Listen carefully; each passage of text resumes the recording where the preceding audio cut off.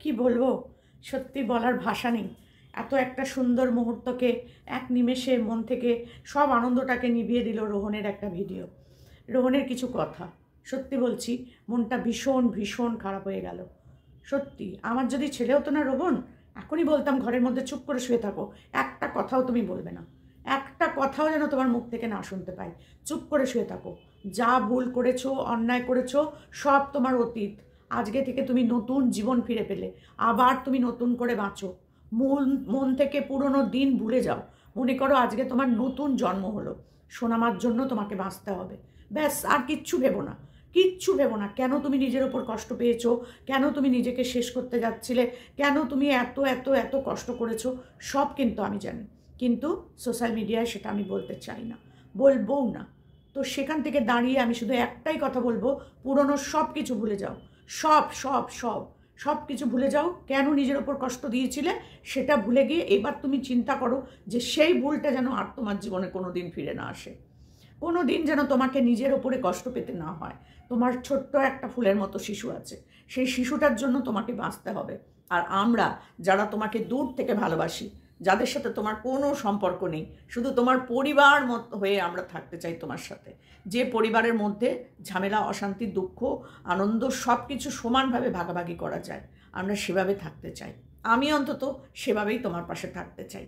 তো আজকে রোহনের ভিডিওটা সত্যি বলছি, মনটাকে এত কষ্ট দিয়ে পেয়েছি আমি, কি বলবো। ছেলেটার বয়স এমন কি বলো তো তোমরা বন্ধুরা, এমন কি বয়স ওর, এই বয়সে ওর নিজেকে শেষ করে দিচ্ছিল। কি কষ্ট ওর জীবনে, সে কষ্টগুলো আমরা একটা সময় ঠিক শুনতে পাবো। যদিও কিছুটা হলেও আমি জানি, কিন্তু সেটা আমি বলবো না, তোমরা রোহনের মুখ থেকেই শুনো। যদি রোহন বলে, লিসান আর রোহন লাইভ করবে বলেছে, সেই লাইভ থেকেই তোমরা শুনো। কিন্তু সেই লাইভে যদি আমি সেদিনকে অন্তত উপস্থিত থাকতে পারি, তাহলে একটা কথাই বলবো যে সব কথা সোশ্যাল মিডিয়ায় বলার দরকার নেই। কারণ কিছু মানুষ থাকে এই তোমার দুঃখটাকে নিয়েই না মজা করবে, এই দুঃখটাকেই তাদের মজার একটা কন্টেন্ট হিসাবে ব্যবহার করবে। আমি চাই না তুমি কারোর হাসির পাত্র হও। তোমাকে আমরা যেভাবে ভালোবাসি, সেই ভালোবাসার জায়গাটাই সবার মনে থাকুক। তোমার কষ্ট, তোমার দুঃখ তোমারই থাকবে, কিন্তু কিছু মানুষ মাঝখান থেকে সেগুলো শুনে তোমাকে নিয়ে খিল্লি করবে, তোমাকে নিয়ে বাজে বাজে ভিডিও বানাবে, তোমাকে নিয়ে অনেকে নয়, একজন, বিশেষ করে একজন আছে যে আমার কমেন্ট বক্সে এসে অনেক কিছু বলে। আমি তার কাছ থেকে শুনতে চাই যে তিনি সত্যি করে কি জানেন রোহনের সম্পর্কে, রোহনের পরিবারের সম্পর্কে অনেক কথাই লেখেন উনি। আমি জানতে চাই। আর আপনাকে আমি বলছি, আপনি আমার ইনস্টাগ্রামে এসে যোগাযোগ করবেন। আমি শুনতে চাই আপনার কাছ থেকে আপনি কি বলতে চান আমাকে। তো সেটা বড় কথা নয়, বড় কথা সেটা হচ্ছে রোহনকে আমি বলবো, রোহন, পুরনো সমস্ত কিছু ভুলে যাও। ভুলে যাও যে তুমি কেন তোমার জীবনের প্রতি বীতশ্রদ্ধ হয়ে গেছিলে। আজকে থেকে মনে করো তুমি নতুনভাবে বাঁচছো, নতুন জন্ম হয়েছে তোমার। কার জন্য? ওই ছোট্ট বাচ্চা ফুলের মতো শিশুটার জন্য। ফিরে আনো, ফিরিয়ে আনো, ফিরিয়ে আনো নিজের মধ্যে, নিজের কনফিডেন্সটাকে ফিরিয়ে আনো।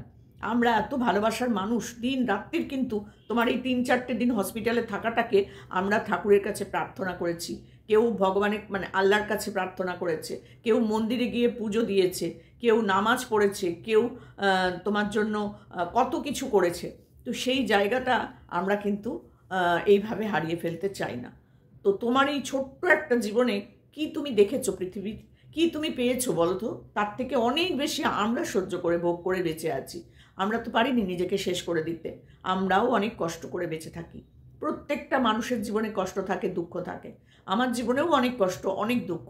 আমি একটা একা মানুষ, আজকে আমার এত বয়স, আমি একা একা থাকি। তো আমার কষ্ট দুঃখ নেই তাই বলে আমি নিজেকে শেষ করে দেব বলো তো? তো আমার চারপাশে কত কিছু আছে, আমি সেগুলোকে নিয়ে বাঁচবো।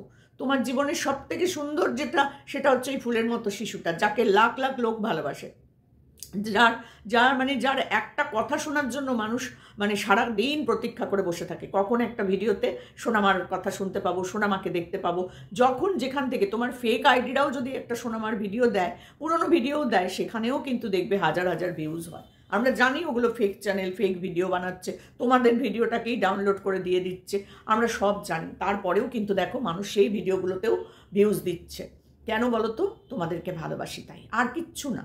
সোনামাকে লাখ লাখ লোক ভালোবাসে, সোনামার প্রতি একটা আলাদা আকর্ষণ। অনেক বাচ্চা আছে ইউটিউবে, কিন্তু এইভাবে সোনামার মতন করে ভালোবাসা আমার মনে হয় খুব একটা বাচ্চা পায় না। জানি না কেন, এটা মনে হয় ভগবানের কোনো কি বলবো, জানি না, আমি বোঝাতে পারছি না। তো সেই বাচ্চাটা কিন্তু তোমার কাছে আছে। সব থেকে বড় কথা, তুমি হচ্ছে এখন তার পাপা।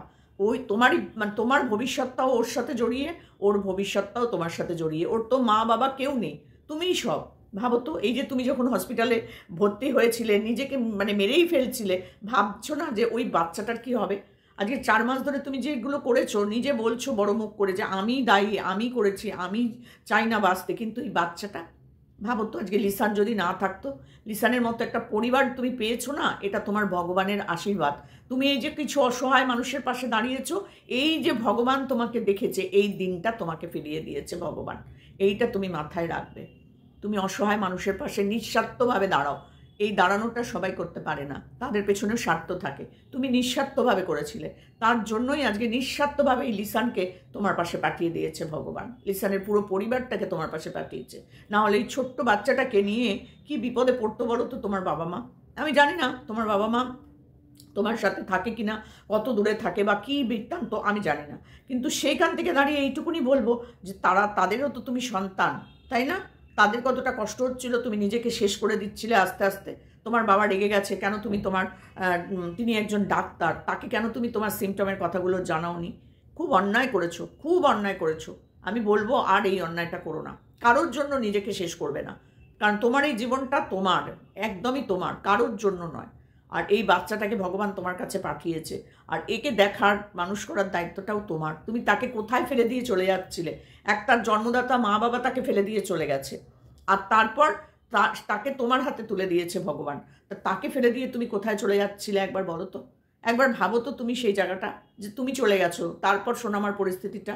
লিসানের পরিবার কতদিন দেখতো, হয়তো সারা জীবন দেখতো, সেটা বড় কথা নয়, কিন্তু নাও তো দেখতে পারতো। তখন কি হতো?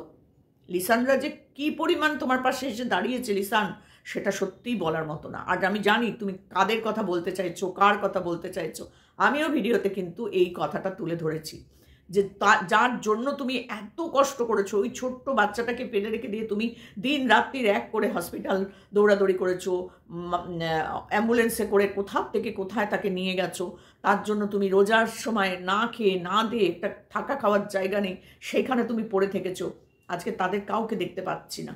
জানি সবাই হয়তো তোমার সাথে যোগাযোগ করেছে, হয়তো সেও করেছে, আমি কারোর নাম বলবো না, সেও করেছে, কিন্তু আমি একটাই কথা বলবো, সবাই মিলে আপনার সব বন্ধুরা একবার রোহনের পাশে দাঁড়াও। যাদের পাশে রোহন দাঁড়িয়েছে তারা একবার রোহনের পাশে দাঁড়াও, কারণ রোহনের পাশে এখন কিন্তু সত্যি করেই সবাইকে খুব দরকার। প্রত্যেকটা বন্ধুকে বলবো, আমি নাম ধরে বলবো না, কিন্তু প্রত্যেকটা বন্ধুকে বলবো, রোহনের প্রত্যেকটা বন্ধু যারা ফ্রি মোশনের কাজ নাম নেওয়া আছে, তাদের প্রত্যেককে বলবো যে এই মুহূর্তে তোমরা রোহনের পাশে এসে একটু দাঁড়াও। কারণ রোহনের এখন মনোবলটাকে বাড়ানো খুব দরকার। শরীরের সাথে সাথে ওর মনটা কিন্তু একদম ভেঙে টুকরো টুকরো হয়ে গেছে, একদম। আমি রোহনের সাথে সামনাসামনি মিশেছি, অনেক কিছু জানি, অনেক কিছু শুনেছি, অনেক কিছু বুঝতে পারি। তো সেখান থেকে আমি সবাইকে অনুরোধ করব, রোহনের পাশে প্লিজ একটু দাঁড়াও। কোনো ফেক আইডি, কোনো ফেক নাম্বার, কারোর ফোনপে জিপে নাম্বার থেকে কেউ একটা টাকাও পাঠাবে না। পরে যেন আমাদের শুনতে না হয় যে এই তো রোহনদাকে টাকা পাঠিয়েছি, এই তো এই নাম্বারে টাকা পাঠিয়েছি, এই জিপে থেকে টাকা পাঠিয়েছি, এই ফোনপে থেকে টাকা পাঠিয়েছি, এটা যেন আমাদের শুনতে না হয়। কারণ আমি আর লিসান বারবার করে কিন্তু তোমাদেরকে সাবধান করে দিচ্ছি। আর এই শোনাটা যদি তোমরা না শুনে কারোর জিপে, কারোর ফোনপে নাম্বারে টাকা পাঠিয়ে দাও, সে দায়টা কিন্তু রোহনের হবে না। বারবার কিন্তু আমরা বলে দিচ্ছি, সেই দায়টা কিন্তু রোহনের হবে না। রোহন যে নাম্বার দিয়েছে সেই নাম্বারে যোগাযোগ করে রোহনের সাথে কথা বলে, তারপর তোমাদের যদি মনে হয় যে না তোমরা ওকে হেল্প করবে, তবে সেখানেই টাকা পাঠাবে, তার বাইরে কাউকে না, কাউকে একটা টাকাও পাঠাবে না। এটা কিন্তু আমি বারবার বলেছি, আর আজকে রোহনের মুখ থেকে তোমরা শুনে নিয়েছো। আমি আগেও বলেছি, আগের ভিডিওতেও বলেছি, রোহনের মুখ থেকে শোনার পর কিন্তু তোমরা যদি সাহায্য করতে মন হয় আর যদি ওর প্রয়োজন হয়, তাহলে তোমরা কিন্তু ওর পাশে দাঁড়িও। তো আজকে রোহন সব কিছু তোমাদের মোটামুটি বলে দিয়েছে। তবে একটা জিনিস দেখেছো, রোহন কথা বলতে বলতেও কিন্তু ওর যে ব্যথা হচ্ছে, ওর যে শরীরে কষ্ট হচ্ছে, ওটা কিন্তু ওর মুখের মধ্যে ফুটে উঠছিল। মাঝে মধ্যে ও এরকম করছিল, এরকম চুল এরকম করছিল, তার মানে ওর পেটে ব্যথা কিন্তু এখনও কমেনি। এটা আমি একদম 100% বলতে পারি। ও নিজে বাড়ি ফেরার জন্য শরীর সুস্থ বলে ফিরে আসেনি, তো জানি না, এটাও করতে পারে যে 4 মাস ধরে ভুগেছে, কাউকে এক ফোঁটা বলেনি, নিজের ফোন বিক্রি করে দিয়েছে, নিজের বাইক বিক্রি করে দিয়েছে, দিয়ে নিজে নিজে চিকিৎসা করিয়েছে, ব্যথার ওষুধ খেয়ে থেকেছে, কিন্তু শেষ পর্যন্ত শেষ রক্ষাটা করতে পারেনি, কারণ ও এমন একটা জায়গায় এমন একটা কন্ডিশনে এসে দাঁড়িয়ে আছে রোগটা নিয়ে, যেটা সহজে সারার নয়, সহজে সারার নয়। তো আমি বলবো রোহন, এখন তুমি সম্পূর্ণভাবে বেড রেস্ট নাও। আমরা যদি সত্যিই সামনে থাকতাম, আমি যদি বিশেষ করে থাকতাম, আমি অন্তত তোমার একটু সাহায্যের হাত তোমার সাথে বাড়িয়ে দিতাম, টাইমে টাইমে তোমাকে কিছু করে দিতে পারতাম, যতটা আমি পারি আমার সাধ্যের মধ্যে, তো সেটুকুনি করতাম। কিন্তু কি করব বলো, আমরা অনেক দূরে থাকি। আমরা যারা তোমাকে ভালোবাসি তারা বেশিরভাগ মানুষই দূরে দূরে দূরে দূরে থাকি, তাই না? তো আমরা সব সময় তোমার পাশে আছি, প্রতিটা মুহূর্ত আমরা চোখ রেখেছি তুমি কেমন আছো, তুমি কোথায় আছো। লিসানকে তো বোধহয় আমি ফোন করে করে বিরক্তও করেছি, তারপরে মেসেজ করেছি কত, তো ওর সাথে আমার প্রতিদিনই প্রায় কথা হয়েছে, মেসেজে কথা হয়েছে, প্রতিটা মুহূর্তের আপডেট চেয়েছি। আমাকে বলেছে দিদি এটা আন্টি আপনি এটা একটু জানিয়ে দিন, আমি সেই ভিডিওটা করে দিয়েছি। কিন্তু একটাই কথা বলবো, তুমি কিন্তু আমাদের কথা এবার শুনো, একটু শুনো। যারা তোমাকে সত্যি করে ভালোবাসে অন্তত তাদের কথা শুনো। যে মানুষগুলো তোমার জন্য ডাক্তার বলছি, ভগবানের কাছে প্রার্থনা করেছে, পুজো দিয়েছে, আল্লাহকে ডেকেছে তোমাদের, সেই মানুষগুলোর কথা এবার একটু শুনো, কারণ তারা তোমার ক্ষতি চায় না। ওই বন্ধুদেরকে দিয়ে তুমি সমস্ত মানুষের বিচার করো না। ওই বন্ধু বন্ধুই হয়, আর বিপদের সময় যে থাকে সেই বন্ধু। ওই এক কাপে চা খাওয়া বন্ধু আর বিপদের সময় রক্ত দেওয়া বন্ধু এক নয়, এটা মনে রাখবে। আজকে লিসান বন্ধু নয়, সে তোমার দাদা, তোমার অভিভাবক, একটা বড় দাদার কাজ করেছে সে, তাকে কোনো দিন ভুলে যাবে না, কোনো দিন না। তার এই যে মহান কাজটা, তোমার সন্তানটাকে সে নিজের সন্তানের মতন করে রেখেছে, তাকে কোনো দিন ভুলে যাবে না, অসম্মান করবে না, এটা তোমাকে বলবো। আর যারা তোমাকে নিঃস্বার্থভাবে ভালোবাসে তারা হচ্ছে তোমার এই 3 লাখ 3.5 লাখ দর্শক। হ্যাঁ, তার মধ্যেও কিছু ফেক আছে, কিছু বদমাইশ আছে, কিছু নোংরা কথা বলা পাবলিক আছে, সেগুলো বাদ দাও।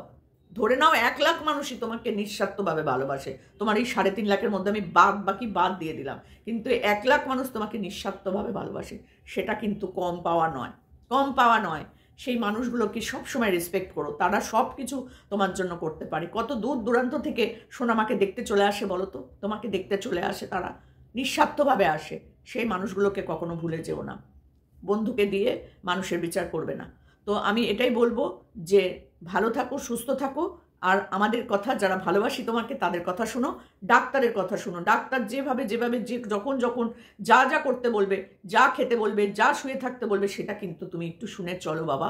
কারণ তোমার এখন পুরো ভবিষ্যৎটাই পড়ে রয়েছে, ভবিষ্যৎটাই পড়ে রয়েছে। অতীতটাকে ভুলে যাও, একদম ভুলে যাও। সেই নোংরা অতীতটাকে তুমি আর মনেই রেখো না, যেটার জন্য তোমাকে নিজেকে মরতে হচ্ছিল, মৃত্যুর দিকে তুমি চলে যাচ্ছিলে।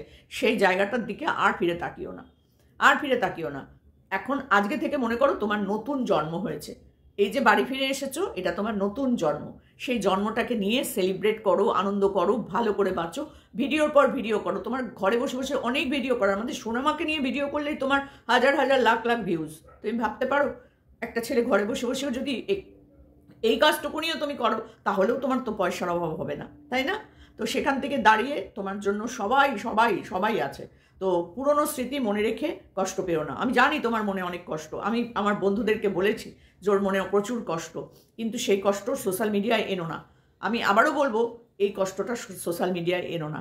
লাইভ করেও কখনো নিজের দুঃখের কথা বলতে বসো না। চলো, এটুকুনি বলার ছিল। ভালো থেকো, সুস্থ থেকো। খুব শিগগিরই আমি তোমার কাছে যাব, দেখা করব, অবশ্যই তোমার সাথে গিয়ে কথা বলবো। চলো, টাটা।